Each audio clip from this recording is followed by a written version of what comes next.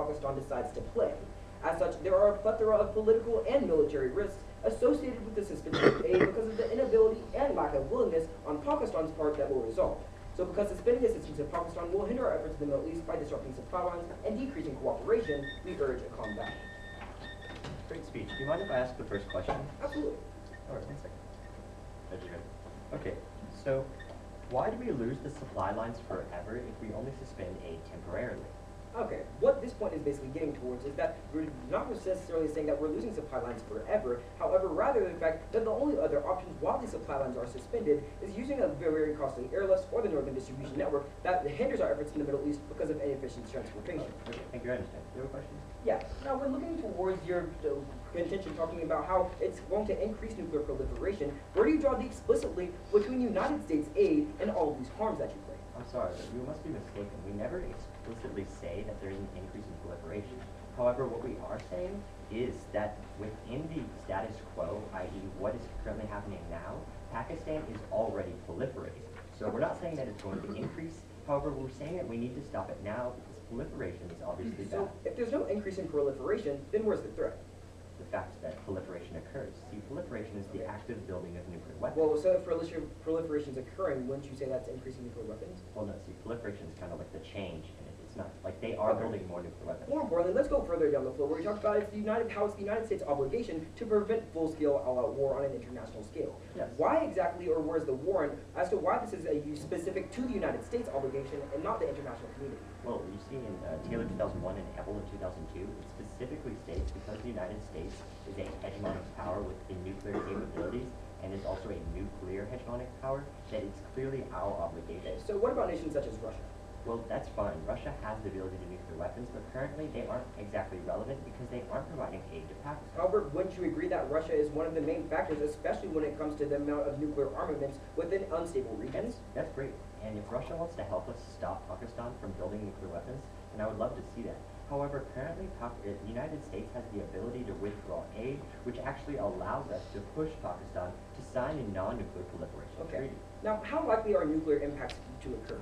Well, see, what we're talking about in the case is even if you say that they're unlikely and that nuclear war isn't going to occur, proliferation by itself is always going to be bad. So, since Pakistan is proliferating, it in itself is bad. However, we would argue the opposite, given that the concept of mutually assured destruction actually states that these countries, given in the past, that no country that are two nuclear powers have gone to war. You asked a lot of questions. Do you want to ask one?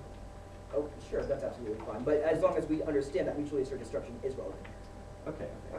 So, so are you saying that, like, under the idea of mutually assured destruction, that we can't link into any impacts from proliferation at all? What we're saying is that it's one giant turn on your entire case, given that if proliferation increases, or rather proliferation happens, as you state, then that ultimately means it deters anybody from using nuclear weapons. My question is are nuclear weapons good or bad?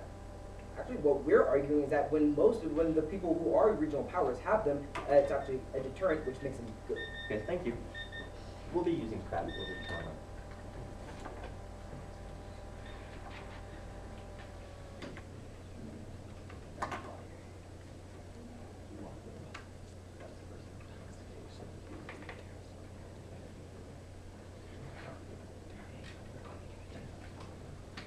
You want CX? The finals happen?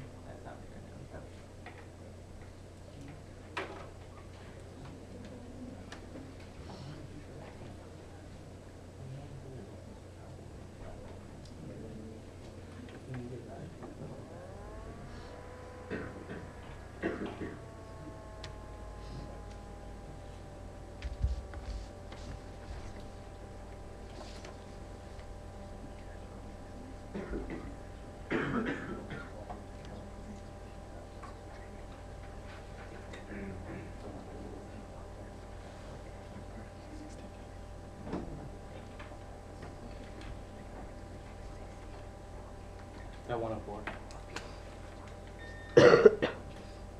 Switch 56 remaining.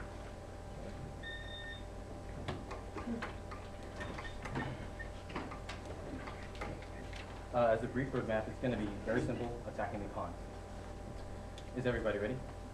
Okay. Starting off at the very beginning of the Khan case, they provide to you a contention one in which they claim that suspension of aid will lead to the loss of supply lines, and their impact is that it's going to be more burdensome because it's more expensive. However, there are quite a few logical flaws with this. First, in our first observation, we proved to you that suspension of aid ever since 2001 on a complete total scale has never actually occurred. With the current situation, suspension of aid on an entire level has actually never occurred. Thus, any argument that the opponent makes in regards to why suspension of aid is going to be bad is just pure assumption. Then we go on to the second argument that according to the Human Rights Organization in 2006, it writes that that Pakistan still supports terrorism even in the status quo when we aid them. In fact, the Human Rights Watch organization in 2006 writes that Pakistan is allowed for soliciting funds for the Taliban, bankrolling Taliban operations, providing diplomatic support as the Taliban virtual embassies abroad, arranging training for Taliban fighters, recruiting skilled and unskilled manpower to serve in Taliban armies, planning and directing offensives, and facilitating shipments of ammunition and fuel, and on several occasions apparently directly providing combat support. The argument clearly takes out any arguments that they can make about why aid is good right now. In the status quo, when we continue aid, they still continue to support terrorism. Moreover, the third argument against this is that according to the Asian News International 2011, it writes that Pakistan right now is supporting the Haqqani network, which is one of the terrorist organizations that fights American forces. In fact, the United States should cut off all aid to Pakistan, whose intelligence services have been backing and protecting the Haqqani network. The Haqqani network, which is based in Pakistan and protected under the Pakistani government and military.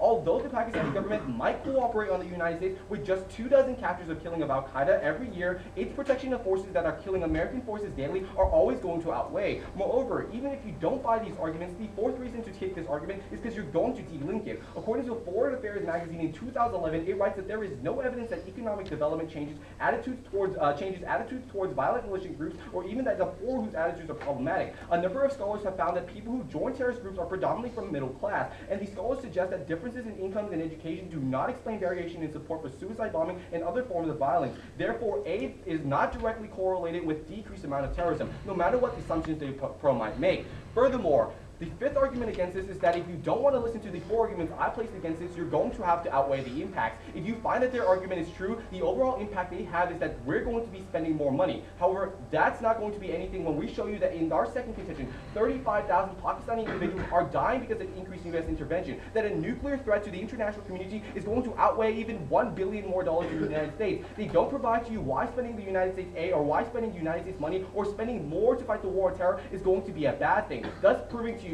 that when it comes towards lives or saving money, lives are going to always be more important, showing to you that it's going to be a pro ballot because we outweigh. Moreover, go to the second contention where you talk about how U.S.